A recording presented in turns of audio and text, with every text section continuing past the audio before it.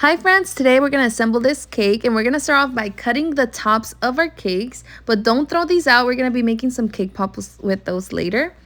Now we're going to do a rim of buttercream and then our brigadeiro filling. It could be anything you want. I added 5 boba straws and then I added a cake board so my cake doesn't go anywhere. And now I'm adding my 2 other layers. Again, the buttercream rim and then our condensed milk filling. I uploaded the recipe for that if you guys want it.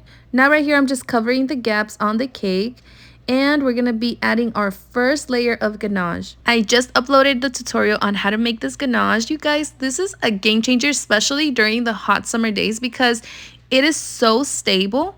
Since this was my first ganache cake, I didn't know if this was going to be enough to cover my whole cake. And honestly, I was a little bit nervous, but this was the right amount for this. I think it was 6 inches. I'm going to double check.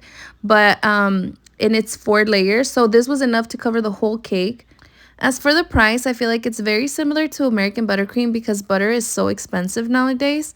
And it was so easy to make. I honestly really enjoyed it and I feel like I'm going to stick to ganache from now on. A really great tip I would give you guys is to run your scraper under hot water, then clean it and then scrape the cake to get that smooth finish.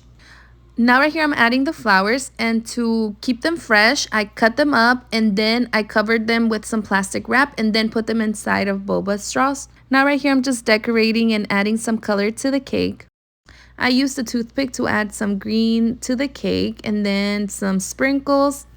I then added some gold and then I sprayed the whole cake with glitter. This was for a Mexican birthday party and I did end up adding a small border on the cake. You guys will see at the end. But I really hope that you guys enjoyed this short video. If you guys have any questions, leave them down below and I will be answering them. I will see you guys on the next tutorial. Follow me for more.